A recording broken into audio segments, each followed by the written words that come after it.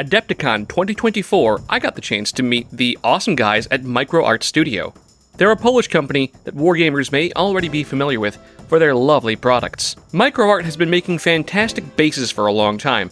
I was buying from them more than a decade ago to base up models for games long gone. It's a testament to any small business that you can outlast the games you once supported. Of course, this video isn't just about their bases or their history, though it is about history. The educational portion is at the end of the video, so you can skip to that if you want. This video is about their outstanding pre-colored terrain. This is the Al-Medinat set from MicroArt Studio. I'll say it up front, this is my favorite pre-colored terrain. I bought stuff from the now-defunct Plastcraft games. I bought cardboard from Tinker Turf. I've got lots of official Corvus Belli terrain. Attack ships on fire. I've messed with any number of pre-colored options, trust me. There are things to like about all of them, but this is it. This is my favorite. The first reason for that is playability, because that's what you're going to be thinking about most of the time. These sets are uniquely shaped, without being inconveniently shaped. Allow me to explain. Many wargame terrain sets are big and blocky and square. That's not a bad thing because it's easy to understand, it's logical, it's good for storage, and it's easy to make tools using AutoCAD and a laser cutter. Blocks are good, blocks are fine. Blocky makes it easy to understand things like positioning. But blocks get stale. See, I play a lot of Infinity. Not as much as some, but more than many. I've played on so many cubes and blocks and squares. Yeah, we can vary them up with the layout, but it's still blocks and squares. The same ladders and verticality, the same types of engagements on rooftops. I have played 4 games with the Al-Medinat terrain set, and I can say this is built different. So let's take a look at this really big building, the madrasa. It's got this really big rooftop, and it has, ooh, look at that, multiple ways to get access to it. I'm seeing ladders, I'm seeing lower areas. Very, very nice, very, very nice. That's actually really valuable. The big rooftop means you're more likely to actually have those, really sick rooftop engagements that we all think are so cool, and lots of access points mean that it won't get totally separated from ground level. Cool, thumbs up. So I don't usually play war games with interiors. It's fun, but it can be fiddly if you also want to be on the roof. These don't have interiors, and that's fine because it cuts down on cost and removes that fiddly nature. But unlike many terrain pieces, these imply interiors by having these nice inset areas and these really cool inset deep doors. Creates the feeling of people, ducking inside, and it makes it feel more like it's a real city or an outpost. I love that. I love this one especially, which looks up from above or from the sides like it's got a full interior. I mean, technically it kind of does, goes pretty deep, but they do that without needing too much work. Same thing with this one over here, which I really do adore. Honestly, all these smaller buildings are just built different. For one, they're different on every side, which means that your games are going to look different. You look at it from this side, you're like, okay. And you look at it from this side, you're like, oh, that's a totally different building. I love that. I love that. Also, obviously noticed lots of ladders. Lots of ladders, like I said. All the ladders printed on the sides and these pseudo inside spaces. I love that. As you can see, they also, the small buildings at least, stack really, really nicely. That's so cool. Ignore this. I lost this piece. This is not their fault. I lost the piece. I'm dumb. Anyway, I love the way that it stacks. It's so sick. It's so nice. I've actually played one game where I did get I got a Janissary sniper up there, and it was really cool. It felt very thematic. And I don't know, it's super sick. You can make this really tall tower. It's really eye-catching. I mean, just come on, look at how big this is on the table. And you can have it separate. Probably makes more sense down at the ground level. Or if you want, as you can see, the big madrasa buildings are so nice and tall, you can stick more stuff on top of them, which I love. Speaking of sticking stuff, you'll notice, my God, that they even made it big enough for the Maghreb guard to hide behind. Even official Corvus Belli terrain sometimes forgets to do this. These Kuba domes are part of the bundle. They're part of the big bundle you can get. And for me, they're an obvious purchase. Domes are unique and interesting. Domes are structurally sound and visually unique. They work for sci-fi or fantasy alike, although, these are pretty science fiction-y. They're designed to sit on the very top to create theming. You can also just put them, obviously, you can just put them on the ground level. And they do a great job of being pretty big and blocking up like a lot of line of fire. Like they nicely hide smaller infantry. And they're just barely big enough to mostly hide the larger tag and give them cover. Not totally, but hey, still good, still good. And also you can put them on top of these smaller buildings to block roof access.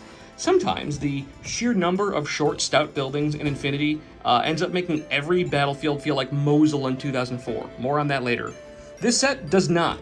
It's got more unique angles to shoot from. The things that block line of fire are sometimes this big-ass gate, which you can move guys through, which I love, as opposed to it always being some tall, blocky skyscraper. Also, I don't know if it was intentional, but the physical structures, be it mostly these larger ones, but also the smaller ones, they're fun to roll dice on. Especially when you're rolling these dice from Baron of Dice. Also, I can just say it now, you can use this in other games. That should be completely obvious, but I gotta say it. Wargamers are a persnickety bunch, often with their own tics and little weirdsies about immersion or rules or terrain.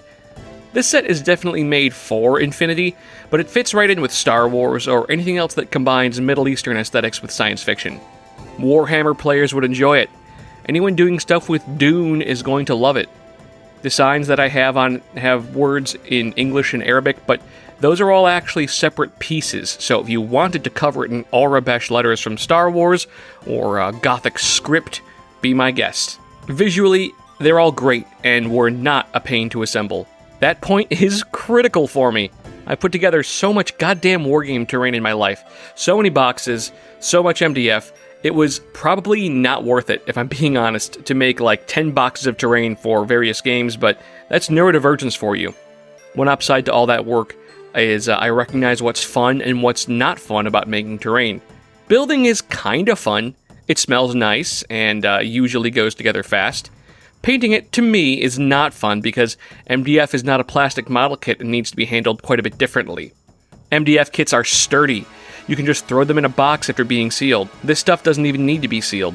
I've manhandled it, and the only damage is from my own incompetence, so don't worry too much about the colored elements chipping up.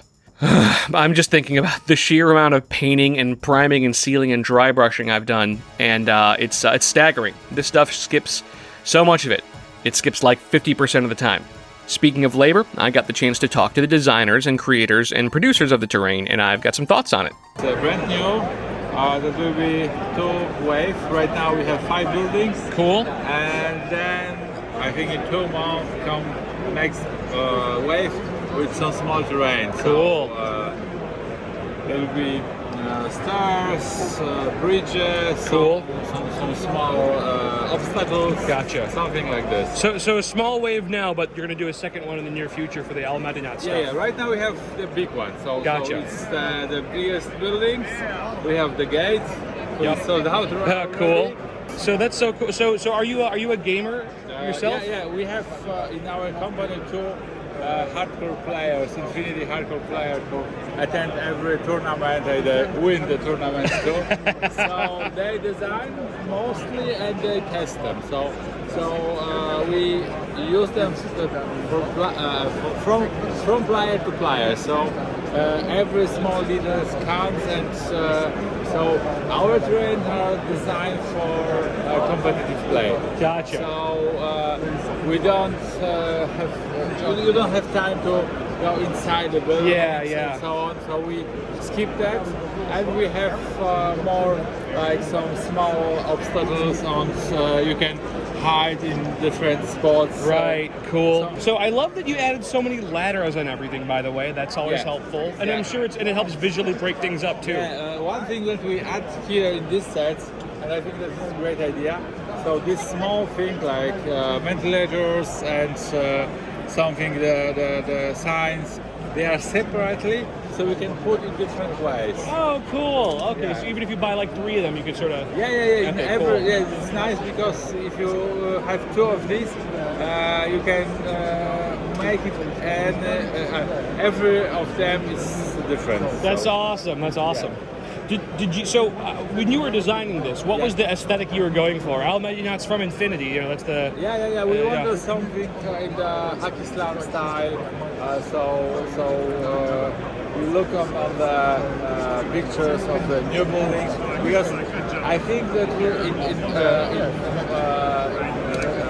Middle East, it will be in the future. It will be, of course, you have the Emirates, so high buildings, we put lots of money, but I think the most way will be together, so I fusion old with new ones. So you wanted to go with like an old, like very traditional, inspired. You get. I think that will be really time. So the people have the old buildings and they have no money to make new one, and they just put very modern stuff in this building. I like that. Right. This is our idea. So you imagine like, oh, this is traditional construction with new additions rather than okay, that's cool. Exactly. Yeah. I mean, it makes sense because a lot of the buildings do look, like a regular building, I suppose, in a good way. Yeah, that's cool. Did you use any sort of reference photos or anything from the Middle East? Course. Yeah, of course. We look lots of mosques and other buildings, how they paint the walls and okay, right. What this relatively new. You've done the Japanese theme set, and I see that you're doing a bunch more stuff that is all pre-colored, right? Yeah. Was there a reason you decided to go with the pre-colored stuff? Yeah, the main reason is I personally have no time to paint the minis. Let alone terrain. Yeah. And what is the terrain? That is one thing. And second, if you must put really much effort to paint in this style. To make this. I agree. Doing Haq Islam terrain is harder, in my opinion. It really is. I think every terrain, because the second wall is the same. So you can, of course, paint the roof very quickly, but you don't have to look like here with something like right. this. You lose out on the texture. Yeah. Exactly. Right. Here, and second way, that it's easy for us, for everybody to glue them together and play, because this is what we want to play. Right. There are people they like to build terrain, of course, but the majority of people just want to make fun, play. So it's terrain. I think that's very reasonable. That's the reason. That's awesome. For Infinity, so right now it's you can build the one table in one evening. Yeah, I love that you use all the in-fiction, in-universe ads and everything. Those are always a lot of fun. Adds a lot of immersion. An aesthetic you would like to do that maybe haven't done? Is there like a movie or something that like you guys were like, oh, we could do something based on The Fifth Element or something? It's hard to say. Right now we are so busy that with new stuff that we are not thinking about. Right now we are working on fantasy. Cool. So is that for a specific game or just a fantasy line? We spoke with Conquest. So cool, awesome. They want that we make the design for them. Cool. Awesome. So we will see. I think this year on Spielmesse Essen, so in Germany. Oh, cool! Awesome. I'm looking forward to that. Yeah, we want to present. I hope we get it. Ministers of 4 buildings for 100 kingdoms. Oh, cool! Nice. So we start with them. Are you guys good? If you can't say, that's okay. Will you do anything for the spires? This is problematic because we have made foam terrain. So and we start and we make some terrain for spires.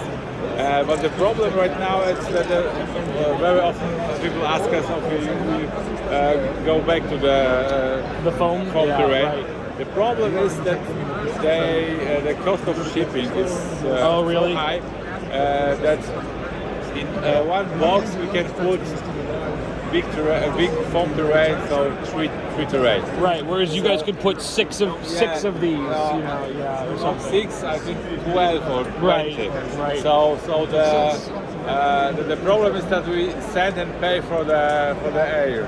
Right. in the Okay. box. So this is the problem. It's harder. So we make for the dwarves. Oh, cool. Something. Yeah. So maybe spiders someday, but not the organic trees and stuff. That's harder. That's with HDF would be really Yeah, tricky. gotcha. So the fantasy right now we are working too for Germany play freebooter. Oh, cool. So we make for them lots of terrain unpainted. And right now we are working on Japanese style building For Bushido? repainted. Okay, nice. Oh, wow, that's awesome. I like that you guys have really expanded the line. It's really much bigger than it used to be. If this sells, do you think you'll do another Infinity one? Yeah, of course. Is there one that you would want to do? Do you want to do 012? Do you want to do combined? What would you want to do? Right now it's we don't think about it. Okay. Right now we are focusing on Al-Medinat. Awesome. It's a lot of work right now to make all the terrain available as soon as possible. Awesome. And I think this is for Infinity. This is all for this year. That's awesome. Oh, this year. For this year. Next year, because it takes a lot of work to. The problem is I always was not very angry with Games Workshop. Show new stuff, and Right. then you must wait. I don't know, 6 months or 7 months to get on the market and you can buy it. Right. And now, if as producer, I can understand it. Yeah. Because of course, if you have the product, you must make the instruction. You must produce this. You must put on the warehouse. Get it to stores. And so on, and then you must test it. Because if you send or the producers too fast, and you have one mistake in each package, so you can send them back, repeat, and send them again. So really, the time consuming is great for new products. Right. Most colorful and the data, the small data that we have. So something every small letter that you can put in different ways. This would be great. So if you put big tables, it would really great. I love it.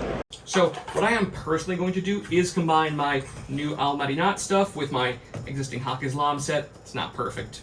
It doesn't match because this stuff is so much nicer. But here's the thing, they do something that I adore. They give you way too many little signs and doodads and greebles and labels. It's fantastic. Like, I got to put, I mean, this is just for me, I got to put a little vending machine inside this archway. That's kind of fun. I got to put the armory stuff to make this like a weapons shop out there. That's awesome. I love that. It feels like the value is even higher as this stuff, again, it unifies the whole look. This leads to the only possible downside, the cost. I think that this stuff is all reasonably priced, but it's not going to get you a whole board of terrain at the cheapest option. It's just not. Like, if you're going to spend $100, you're going to get this stuff, but it's a whole board, it is not. But when we talk about cost, you know, I hate it when people say, oh, it's worth it if you have the money. Is it worth it to you is just not helpful because everyone's situation is different. Like, this did not cost me any money to buy. MicroArt Studio gave it to me to review. But if I was making a Hak Islam board from scratch, and as you can see, I already have, I've got a whole box down here, or if maybe I was just trying to get one really nice wargaming board for use in multiple games, especially if I played like several sci-fi games and like maybe Star Wars Legion or something, I would get this in a heartbeat. I would feel completely vindicated spending my money on this, maybe even multiple sets, because it's just better. Time is not money. Time is worth infinitely more than money. You can always get more money, you might not always have more time. So if you do have lots of free time and patience, yeah, do the ones I mentioned. Go for TT Combat, they're nice, or go for Wildland Store. They're cheap and nice, they're good stuff. Wildland even does some stuff that this doesn't do, like it stacks, but honestly, I don't have as much time as I used to. I suspect that you feel the same way. I have a little more money than I used to, but as a result, my time is also worth significantly more. That's why I just gotta recommend the pre-colored terrain over the experience of painting up all of this and all of it. It just looks better, you know, like the colors are richer and more vibrant. Playing on it has so much more juice. The instructions are simple and easy to understand. Building it was actually easier.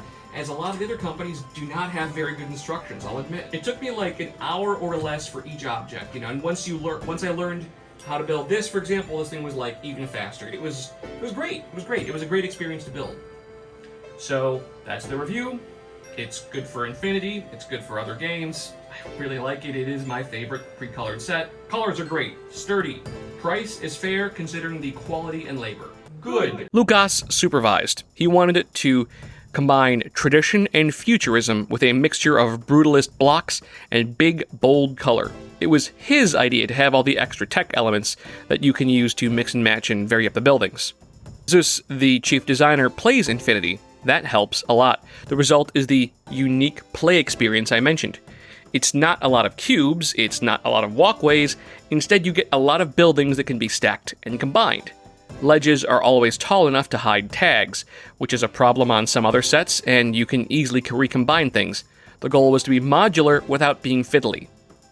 Simon was the blunt shape designer, and by that I think he meant he did the 3D architecture for it all. He wasn't trying to tie it into an era or place, but the overall feel of Islamic architecture. The big tower, which I quite like, was inspired by the Tower of the Great Mosque of Damascus, built in the 8th century. There's also the iconic Mosque Cathedral of Cordoba, which started as a mosque and was converted to a cathedral after the Reconquista. That gate looks familiar, and I love that. A madrasa is an Arabic word for educational institutions, the most famous of which may be the Mosque Madrasa of Sultan Hassan. It's this gorgeous building from the 12th century, and Simon was inspired to have the awesome entrances on the terrain take from the madrasa's entry portals. My favorite example of Islamic architecture, the Süleymaniye Mosque in Istanbul, has these awesome open venues, archways, and domes, all of which are represented nicely on this terrain set. After the shapes of the terrain was made, Mikhail did the graphic design. The Great Sheikh's Mosque in Abu Dhabi inspired him with the traditional architecture that's combined with modern sleekness. That mosque was built in the 90s and 2000s, and it actually still looks very futuristic today. Mikhail and Lucas really nailed the mixer of old and new. I love mixing old and new. Dishonored, love it. Dirty Bomb, love it.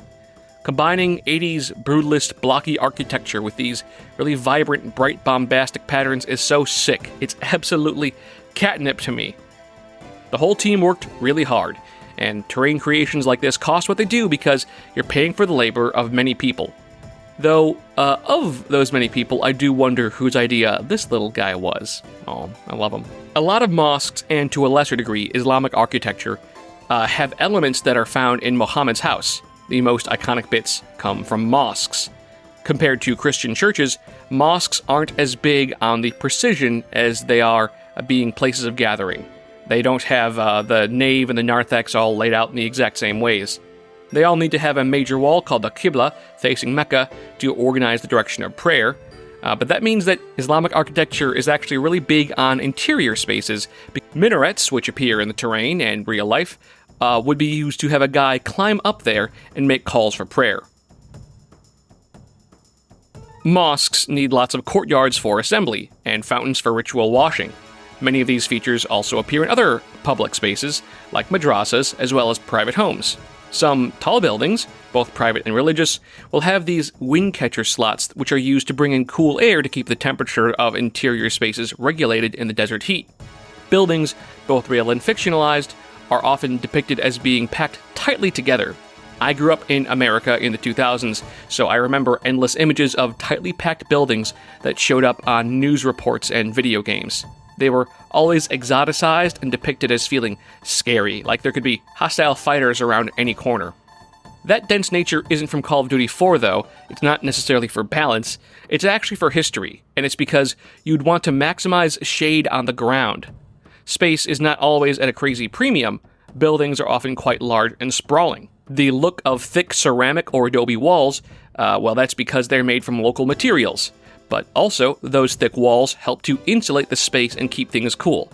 I want you to keep all of this in mind and sort of contrast it against the depictions you've seen of Middle Eastern houses in fiction, and also the way that Western houses, especially, like medieval houses, are usually depicted. Not everything is purely practical, of course. Arab architecture has lots of fancy shapes and decorative quatrefoiled motifs that would go on to inspire Gothic architects in Europe. Simple decor that can be easily repeated and looks kinda sick. So, all these elements are very common in depictions of Middle Eastern architecture in fiction as well as reality. The designers, I think, did a wonderful job in the way that they combined many diverse historical periods and cultures together to create something that feels appropriately Haq Islamite in the fiction of Corvus Belli's work. There is a certain Orientalism present, not just in the terrain, but in infinity and science fiction more in general, when it comes to depicting Middle Eastern architecture and aesthetics.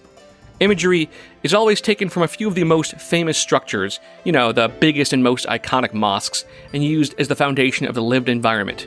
And this appears frequently in fiction. This tendency has the habit of combining Arab, North African, and Central Asian styles to a kind of monolithic tradition, hybridizing them together into something striking, but not necessarily accurate. Here's an example.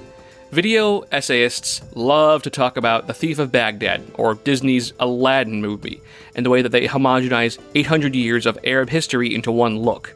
Well, it's not just historical fantasy, it's also science fiction that's guilty of this. This isn't really a negative criticism of microarts, by the way. They made a really fabulous product. It represents Middle Eastern architecture combined with sci-fi trappings. I said it was my favorite, and I mean it, it's my favorite. I'm also not putting Corvus Belli on blast. I like what they do. I like the fluff. Edward Said had a metaphor for Orientalism that I often think about.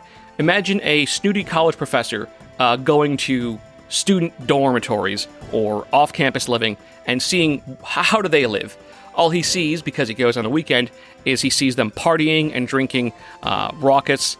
Maybe he sees them on their phones all the time. Maybe he sees them doing some kind of dance or trend. This exposure is not inaccurate, right? Like, he is actually seeing these behaviors, but then he goes to a party with other faculty and he says, all these students do is TikTok dances and drink.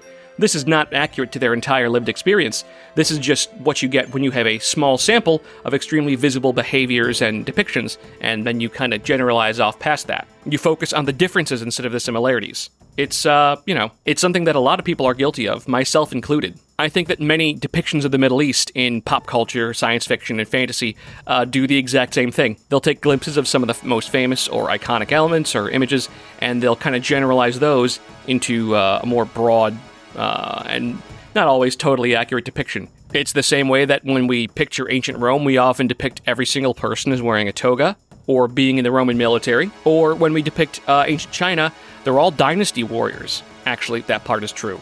I don't have a super strong take on this. I guess just, something to think about. And, by the way, I'll never have the chance to discuss this again, ever. Creo Interactive was a French company that made this Dune adventure game in 1992. It's got these scenes of Arrakis in the middle of pitched combat that intentionally draw on imagery seen on the news during the first Gulf War, which was happening at the time, complete with the night vision aesthetics. I think that's really interesting. This is the end of the video. I hope you liked the review. I hope you found it interesting. I hope that maybe it helped pass some time while you were painting or commuting. And if you do like it, you should give me a subscribe or a like. Maybe check out my Patreon, and you can get some exclusive laser cut files if you've got access to a makerspace, or maybe your library's got a laser cutter and you're thinking about making some terrain. And if you buy from Micro Art Studio, tell them I sent you, and I do recommend you do. Thank you for watching.